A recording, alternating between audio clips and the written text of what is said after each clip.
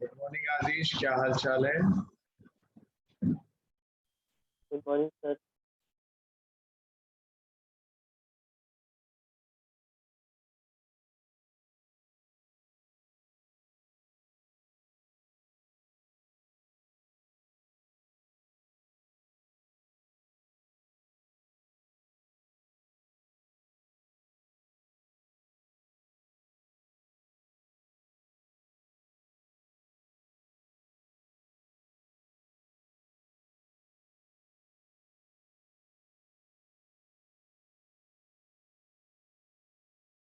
So we'll just wait for few minutes, बाकी लोग join कर लें, शुरू करते हैं फिर। आप ग्रुप में मैसेज एक बार डाल दो, जैसे मैंने डाल दिया है, बट फिर भी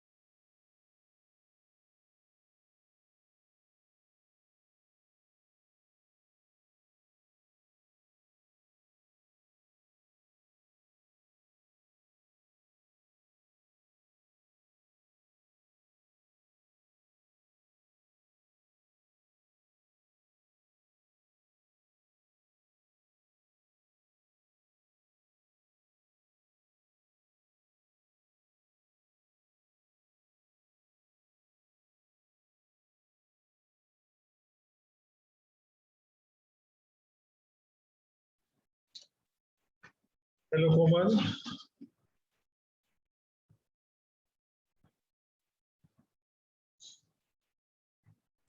मॉर्निंग सर। मॉर्निंग बेटा।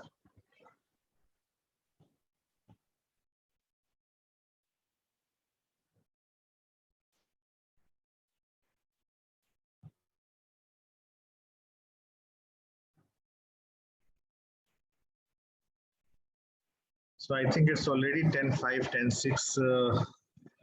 लोग अभी ज्वाइन नहीं किए, क्या हो गया? सरप्राइज टेस्ट चल रहा था सर अभी। अच्छा, तो राम प्रताप सर का? Yes sir.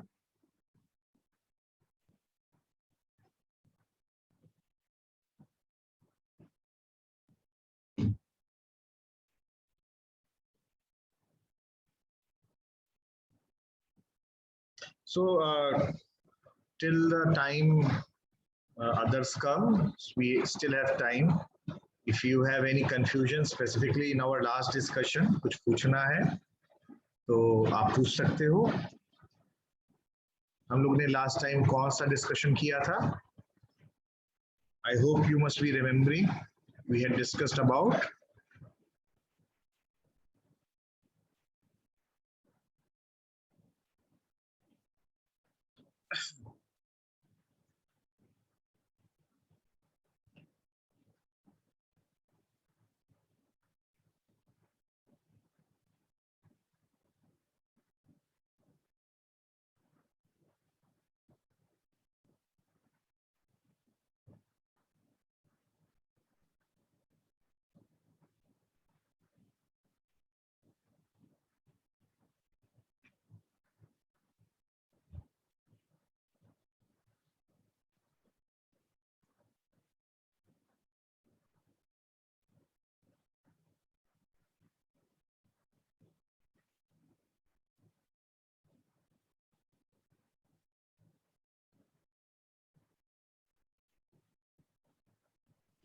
I think we had discussed about best first search ना?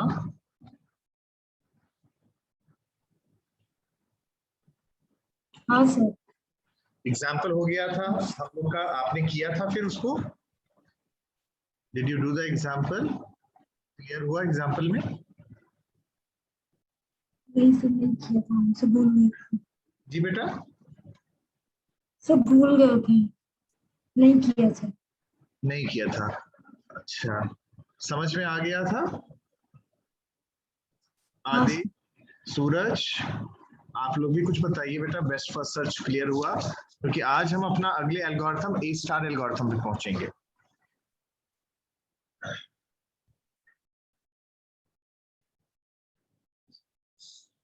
So if there is any confusion till now, we can have a small discussion.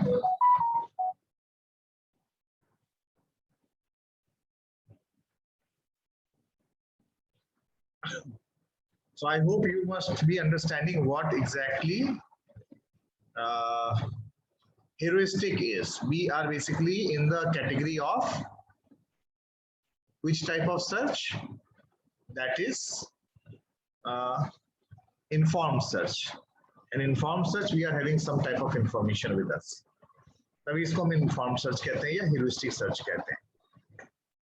So in this category, we had discussed about best first search last lecture. That is day before yesterday. Yesterday हम लोग का class नहीं हुआ था as I was on leave. So do you just remember what exactly is best first search? याद है? और उसके पहले ह्यूरिस्टिक का कॉन्सेप्ट आई होप क्लियर हुआ होगा. जब हम लोग ह्यूरिस्टिक के कॉन्सेप्ट को बात कर रहे थे तो हम लोग क्या बता रहे थे कि हमने एग्जांपल लिया हुआ था कि कोई एक्स्ट्रा इंफॉर्मेशन हमारे पास होनी चाहिए और हमने एग्जांपल लिया था 8 पजल प्रॉब्लम का जैसे. तो 8 पजल प्रॉब्लम में हमारे पास ह्यूरिस्टिक के 2 तरीके हो रहे थे. You can use any one, that is not an issue. वो तो कॉन्सेप्ट समझने के लिए था. उसके बाद हमने बेस्ट फर्स्ट सर्च किया. So is it clear with to you और are you having any confusion in that? Please be specific और थोड़ा सा जल्दी बताओ जिससे हम लोग ए स्टार पे पहुंचे.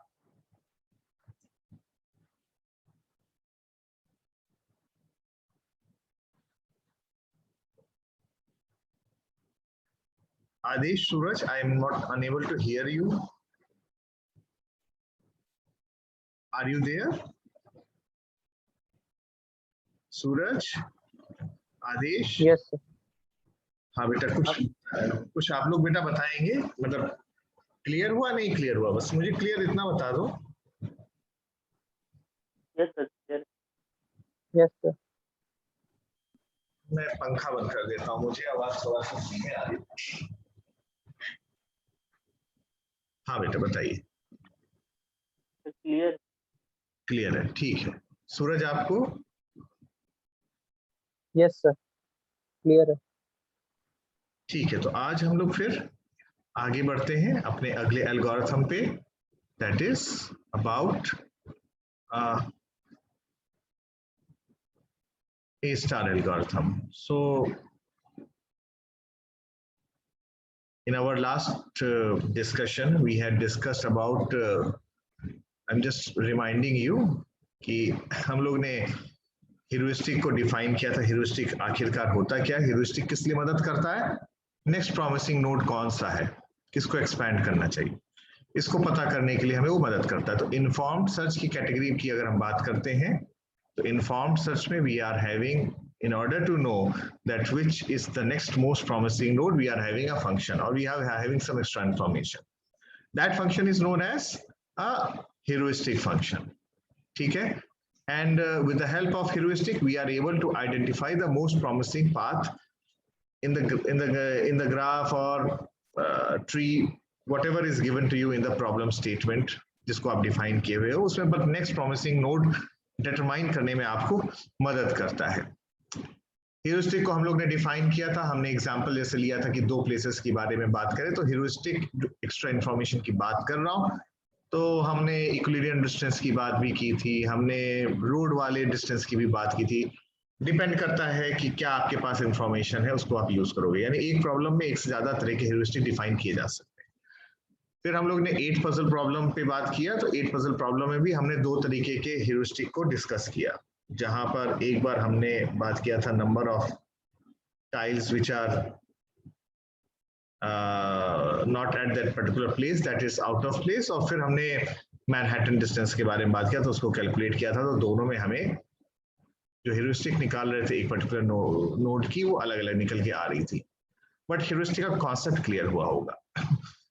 फिर हमने बेस्ट फर्स्ट सर्च के बारे में बात किया था, और बेस्ट फर्स्ट सर्च का हमने सबसे पहले एल्गोरिथम को डिस्कस किया था, जहां पर हम जो फ्रिंज है वो एक प्रायोरिटी क्यू यूज कर रहे हैं, और उस प्रायोरिटी क्यू में हम जैसे जैसे एक्सपैंड कर रहे हैं उन नोड्स को रखते हुए जा रहे हैं, और प्रायोरिटी क्यू का एडवांटेज क्या है कि जो पर्टिकुलर नोड इसकी प्रायोरिटी हाई होगी वो आगे आ जाएगा और हम उसी को फिर एक्सपैंड करेंगे, as compare to breadth first search and depth first search, जहां पर हम लोग फीफो और लीफो के कॉन्सेप्ट के बारे में बात किए थे, या नोड को फ्रंट में या बैक में हम लोग रख रहे थे। यहाँ पर जो भी नोड आएगा वो अपने प्रायोरिटी के हिसाब से आ जाएगा।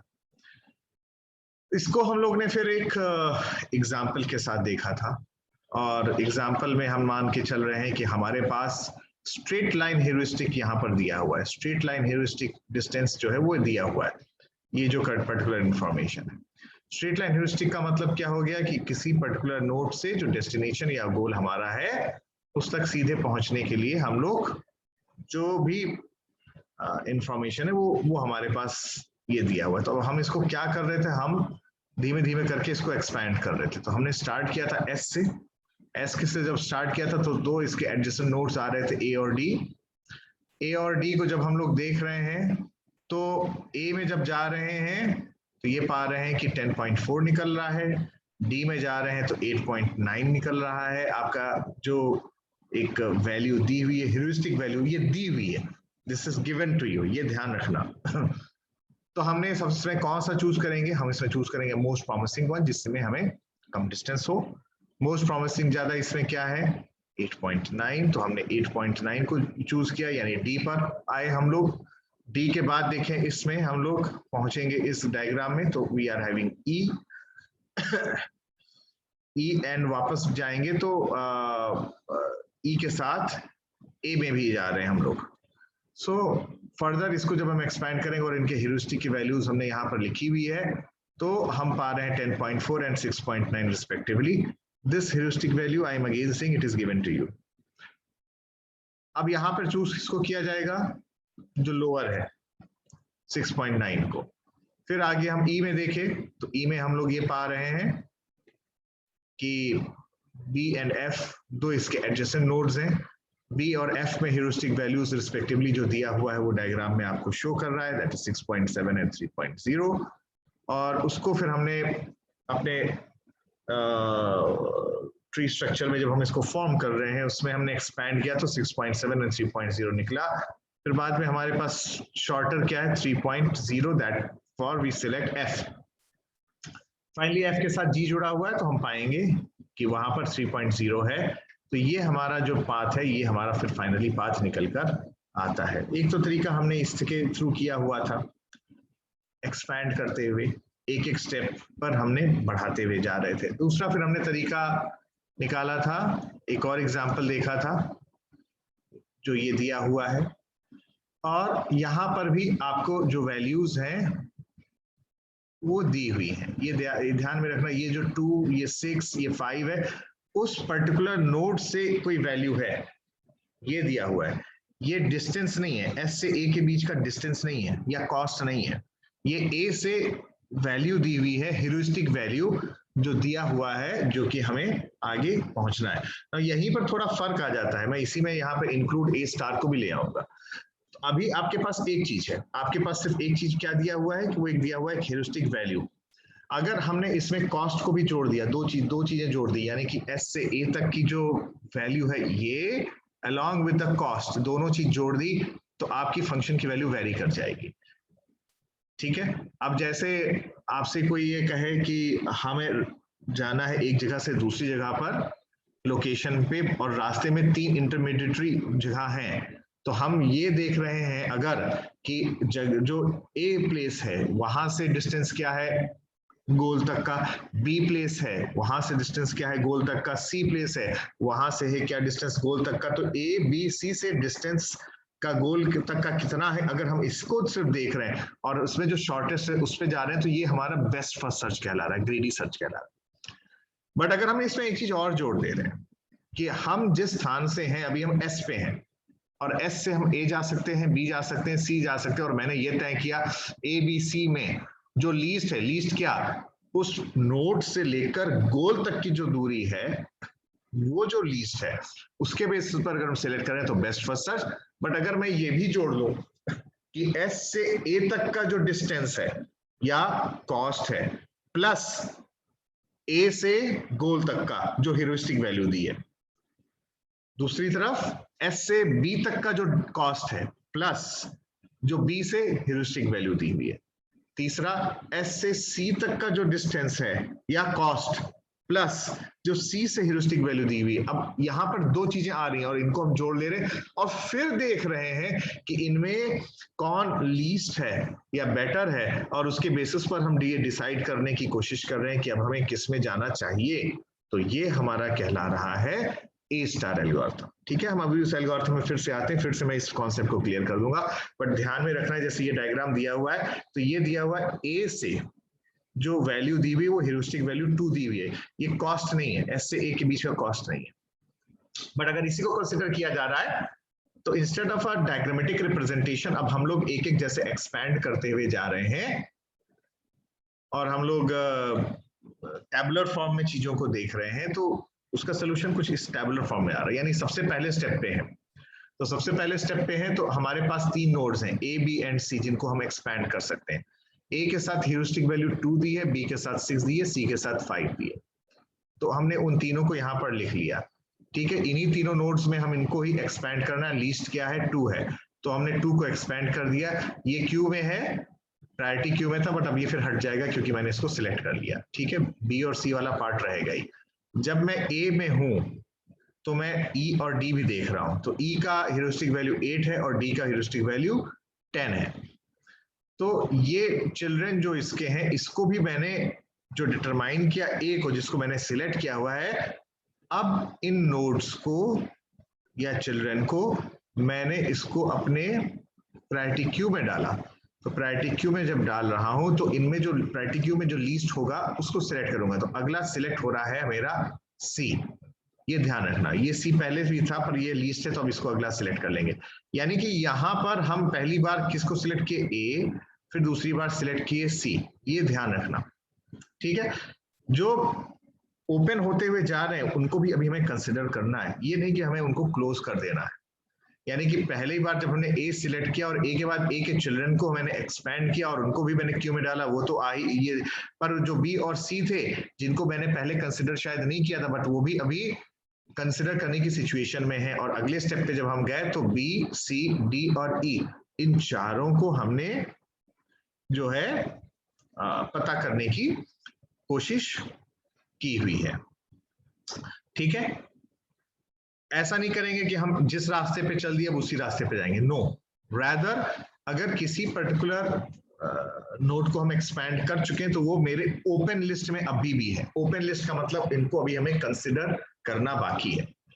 तो अब सी को मैंने जब सिलेक्ट किया तो अब सी क्लोज लिस्ट में चला गया। मान लो लिस्ट क्या है, लिस्ट बेसिकली एक प्लेस है कि अब हमें इसको कंसिडर नहीं करना, क्लोज कर दिया।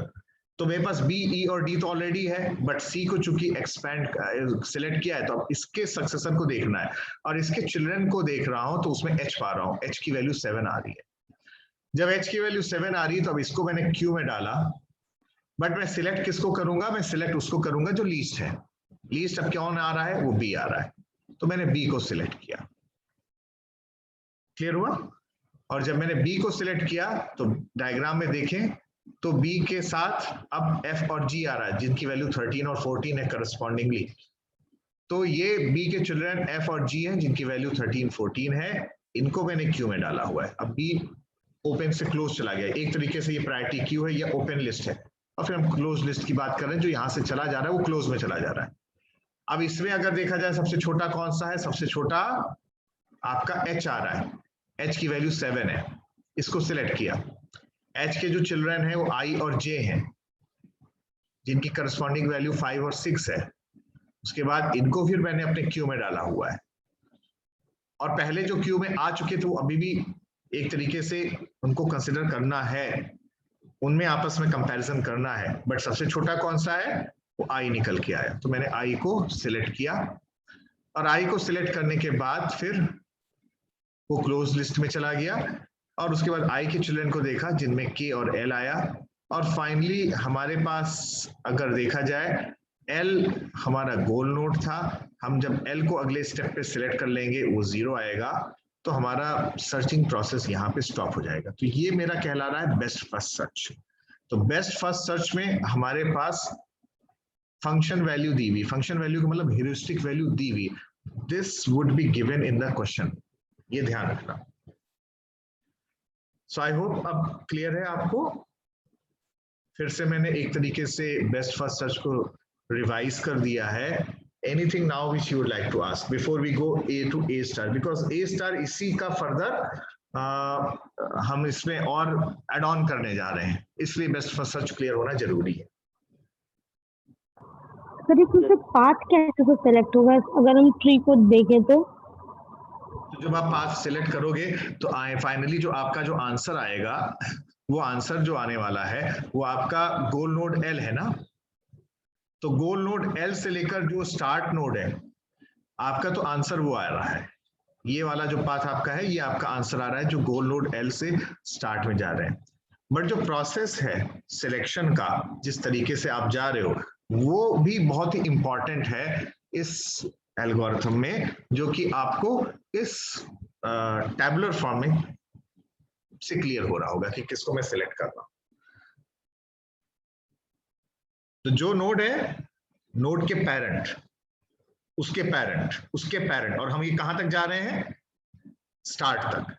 और स्टार्ट तक अगर हम जा रहे हैं तो इसका एल है, एल का पेरेंट, उसका पेरेंट, उसका पेरेंट और उसका पेरेंट। तो फाइनल जो पाथ का वैल्यू है वो तो एक आंसर है पर्टिकुलर, वो तो ठीक है, that is only a part of it. But जब आपका इस आंसर का इवैल्यूएशन होगा और ये देखा जाएगा कि क्या आपने best first search algorithm apply किया है कि नहीं किया है, तो ये सिर्फ पाथ आना is not only one the final thing which we require. ये भी उतना जरूरी है कि आखिरकार ये जो जिस प्रोसेस से आप जा रहे हो, वो प्रोसेस क्या आप बेस्ट फर्स्ट सर्च अप्लाई कर रहे हो कि नहीं कर रहे हो। क्लियर हुआ कोमल? Yes sir. इससे हम आगे बढ़ते हैं, इससे हम आगे बढ़ रहे हैं अब ए स्टार एल्गोरिथम में। तो हमारे पास जैसे दो चीजें थी, एक चीज क्या थी, मैंने कहा कि मैं आपका सपोज मैं करता हूं, ये मेरा स्टार्ट है, ये मेरा स्टार्ट है एस, फिर हम गए ए पे। अगर हमने इसको डायग्राम के फॉर्म बना रहे हैं तो थोड़ा सा खराब हो सकता है क्योंकि मैं माउस का यूज कर रहा हूं, ठीक है। तो ये मेरा ए हो गया, ये मेरा बी हो गया और ये मेरा सी हो गया। तो जब मैं और क्वेश्चन में दिया हुआ है कि जो ह्यूरिस्टिक वैल्यू है नोड ए का, वो कोई वैल्यू दी हुई है, ये क्वेश्चन में दी हुई है, से इसकी वैल्यू 4 है, सब हाइपोथेटिकल है, इसकी वैल्यू 3 है, इसकी वैल्यू 10 है।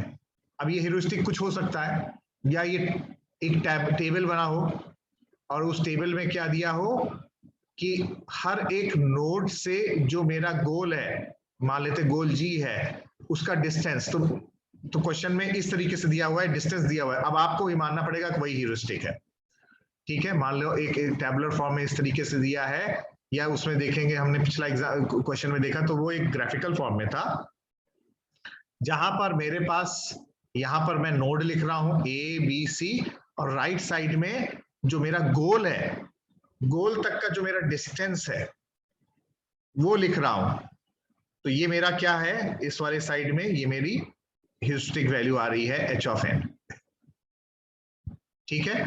तो h ऑफ n में n क्या है, n मेरा नोड है। तो अगर ये 4 है तो 4 क्या है, 4 is the distance from a to g। तो h ऑफ a की वैल्यू 4 है, h ऑफ b की वैल्यू 3 है। ये आगे कोई पाथ आगे बनेगा, बट अंत में जो स्ट्रेट जो भी डिस्टेंस निकल रहा है वो 4 है, ये क्वेश्चन में दिया हुआ है। और इसी तरीके से ये सपोज कर रहे हैं सी में हम आ रहे हैं तो 10 है। तो जब मैं बेस्ट फर्स्ट सर्च की बात कर रहा हूं तो मैं सिर्फ इसी वैल्यू को कंसिडर कर रहा हूं, और मैंने यहां पर सिलेक्ट किया, जब एक अगले स्टेप पे गया, किसको सिलेक्ट किया? बी को, क्योंकि बी की वैल्यू सबसे छोटी है। बट एक चीज और जरूरी है जो इसको हमें कंसिडर करना चाहिए, वो क्या है? जब मैं स्टार्ट से गया, तो स्टार्ट से मैं ए पर जा रहा हूं, तो सपोज यही हमारा जो कॉस्ट है ये 7 है, ठीक है? ये मेरा जो कॉस्ट है सपोज 10 है, और ये मेरा कॉस्ट सपोज 1 है। क्लियर हुआ? 1 है, या थोड़ा सा आसानी के लिए मैं इसको क्या कर रहा हूं, 7 के बजाय मैं 8 कर दे रहा हूं, नहीं तो टाई हो जाएगा। तो टाई के केस में आप कोई भी ले सकते हो, तो बाद में आते हैं, बट अभी हम यहाँ टाई नहीं कर रहे हैं। तो मान लेते 8 है, ये 10 है, ये 1 है, यानी कि अब देखो हर एक पाथ के साथ 2 वैल्यू एसोसिएटेड है। 2 वैल्यू कौन से एसोसिएटेड है? एक तो एस से ए तक का जो कॉस्ट है वो जो 8 है, और ए से गोल तक की हेरिस्टिक वैल्यू जो 4 है। एस से बी तक की वैल्यू या कॉस्ट जो 10 है, और बी से गोल तक की दूरी या ह्यूरिस्टिक वैल्यू जो 3 है। एस से सी तक की कॉस्ट जो कि 1 है, प्रोपोर्शनली डायग्राम में नहीं दिख रहा है बट 1 है, न्यूमेरिक वैल्यू हम हाइपोथेटिकली मान रहे हैं, और सी से गोल तक का जो डिस्टेंस है या जो ह्यूरिस्टिक वैल्यू है that comes out to be 10। तो मैंने अब यहां पर 2 चीजों को जोड़ रहा हूं। अब अगर मैं देखूंगा, तो अगर मैं 1 पर वैल्यू देखूं, तो ए पे वैल्यू क्या आ रही है? 8 + 4। भाई हमने कहा मैं ए तक जाऊंगा, ए तक का कॉस्ट लग रहा है पाथ कॉस्ट 8, और वहां से ह्यूरिस्टिक वैल्यू लग रही है जो एस्टिमेटेड है 4। तो मैंने 8 + 4 12 आ गया, ये फंक्शन की वैल्यू आ रही है। इसकी वैल्यू 10 + 3 13 आ गई, और इसकी वैल्यू 1 + 10 11 आ गई। अब अगर देखो तो सिचुएशन बदल गई। रादर हमारी जो वैल्यू जो कम है, जब हम रास्ते के पाथ को भी कंसिडर कर रहे हैं, कॉस्ट को भी कंसिडर कर रहे हैं, जो कि इस केस में अगर मैं अभी आपको डायग्राम में दिख रहा होगा, दैट इज नाउ हमें सी पे जाना चाहिए, क्योंकि एस से सी तक का जो कॉस्ट आ रहा है वो 1 आ रहा है, और सी से फर्दर ह्यूरिस्टिक वैल्यू 10 आ रहा है, तो दोनों को जोड़ दें 11, 12 और 13 तीनों में सबसे लोएस्ट है 11, तो हमें 11 को कंसिडर करना चाहिए। तो ये फर्क आ रहा है बेसिकली आपके बेस्ट फर्स्ट सर्च एल्गोरिथम में और ए स्टार एल्गोरिथम में। तो यहां पर A star algorithm finds the shortest path through the search space using the heuristic function, और heuristic function यहां पे क्या है? GA of n plus H of n। 2 values हैं, दोनों को हम जोड़ के हम फिर अपना एक फंक्शन की वैल्यू निकाल रहे हैं, और उसमें जो लीस्ट आ रहा है हम उसको सिलेक्ट कर रहे हैं, ठीक है? तो खैर ये तो थोड़ा हिस्टोरिकल चीज है, बट जो आपको यहां पर दिख रहा है, it was given by in 1968 by Hart, Nilsson and Raphael। but ये जो फंक्शन है, this function is the most important thing जो तुम्हें ध्यान रखना है A स्टार एल्गोरिथम के अकॉर्डिंग यहां पर। और h of n जो है, ये आपका क्या है? h of n is the heuristic function। h of n is the heuristic function, and the cost to reach the node n from the start state, that is g of n। इन दोनों को अब हम जोड़ रहे हैं, तो मेरी function की वैल्यू f of n आ रहा है। तो ये यूज क्या कर रहा है? f of n is equal to g of n plus h of n, ठीक है? So A star algorithm is, you can say that is a further expansion, or it is a kind of best first algorithm in which the cost associated with a node is f of n is equal to g of n plus h of n, where g of n is the cost of the path from the initial state to the node n, and h of n is the heuristic estimate or the heuristic value which is given to you. Clear? So what you can do is that this is the algorithm for A star। ये algorithm मैंने लिखा हुआ है आपका, ये नॉर्विक से, Peter Norvic से है। एक बार इसको आप लिख लीजिए, थोड़ा सा आपको याद आएगा। हालांकि इससे मैं सिंपलर तरीके से भी बताऊंगा और एक एल्गो भी बताऊंगा और एग्जाम्पल देखूंगा। तो मेरा ऑब्जेक्टिव हो सकता है कल भी ए स्टार पे चला जाए एग्जाम्पल में, क्योंकि मैं ए स्टार को एक one of the most important algos मान रहा हूं आपके इस यूनिट में जो आ सकता है। तो आपको 2-4 मिनट दे रहा हूं, you take your time, you just write it down. पहले तो हम नॉर्विंग वाला लिख लेते हैं, फिर एक एग्जाम्पल देखते हैं, और फिर एक थोड़ा सिंपलर फॉर्म में, जैसे हम लोग जब यूज करते हैं इंग्लिश लैंग्वेज का instead of this pseudo code, उसके थ्रू भी लिखने की कोशिश करेंगे और फिर एग्जाम्पल लिखेंगे। तो तब उस केस में मुझे लगता है कॉन्सेप्ट बेहतर ढंग से और क्लियर होगा, भले ही हमारा एक क्लास और लग जाए, कोई उसमें इश्यू नहीं है। So first of all, please write this algorithm which is given to you. That is the A star algorithm. फिर हम आगे आते हैं।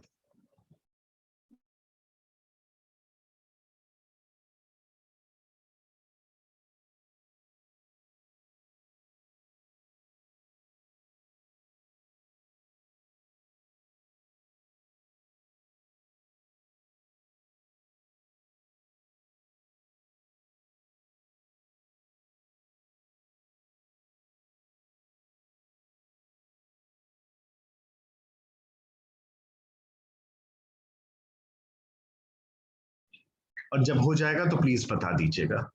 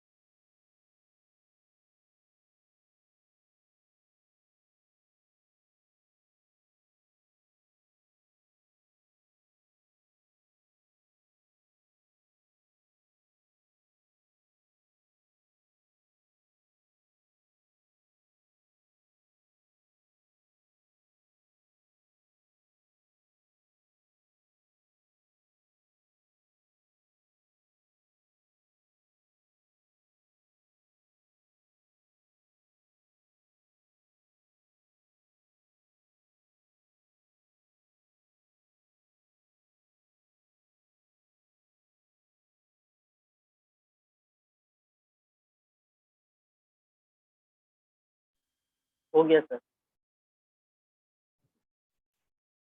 ठीक है, सभी का हो गया, कोमल एंड सर एक minute sir, last yes sir, बताओ। हो गया। हाँ, कर लो कोमल बेटा।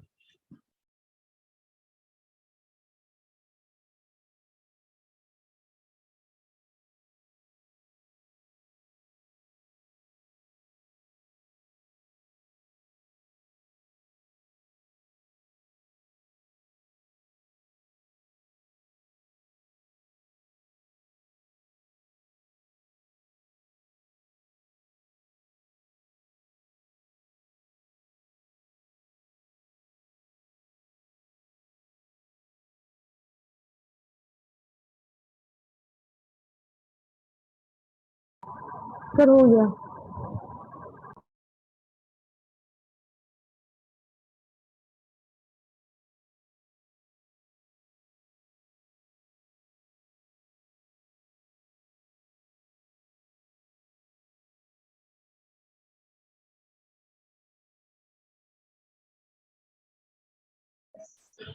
ठीक है, सो एक बार इसको समझने का प्रयास करते हैं, और हो सकता है कि पहली बार ये एल्गोरिथम तुरंत समझ में ना भी आए, तो एक दो बार और देखेंगे और एग्जाम्पल देखेंगे, उससे कोरिलेट करेंगे और इस एल्गोरिथम को थोड़ा सिंपलर फॉर्म में भी हम लोग समझने की कोशिश करेंगे। तो पहली बात तो एक चीज हमें क्लियर होनी चाहिए, वो ये है कि हम जहां पर यूज क्या कर रहे हैं, हम पता कैसे कर रहे हैं।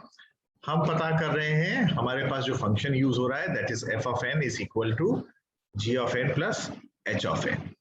So A star uses the search heuristic which is given to you as well as the cost to reach the node. दोनों चीजों को यूज हो रहा है, सर्च ह्यूरिस्टिक भी यूज हो रहा है as well as cost use हो रहा है।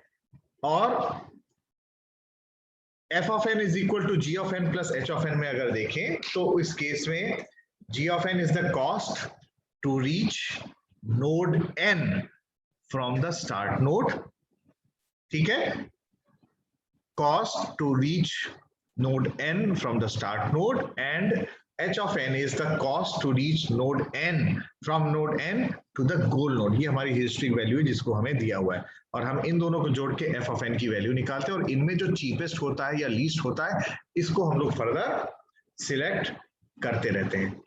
तो हमारे पास यहाँ दो लिस्ट हैं, एक है ओपन लिस्ट और दूसरा है क्लोज लिस्ट। तो ओपन लिस्ट में वो लिस्ट है जिनको अभी तक वो जो कंसिडरेशन में है, जिनको हम लोग कंसिडर कर रहे हैं, वो सारे के सारे नोड्स हमारे ओपन लिस्ट में हैं। तो जो नोड्स अगर सिलेक्ट नहीं हुए हैं बट लिस्ट जो कंसिडरेशन में है वो, और जो सक्सेसर, ये सारे नोड्स हमारे ओपन लिस्ट में होंगे। क्लोज्ड एक और लिस्ट हमने यहां बना लिया है जहां पर हमारे पास जो नोड जिनको हम एक्सपैंड कर दे रहे हैं और एक बार देख ले रहे हैं, उनको सिलेक्शन हो जा रहा है, तो उसको हमने फिर बाद में क्लोज लिस्ट में डाल दिया है। हम लोग हमेशा शुरुआत कहां से करते हैं? अपने स्टार्टिंग पॉइंट से।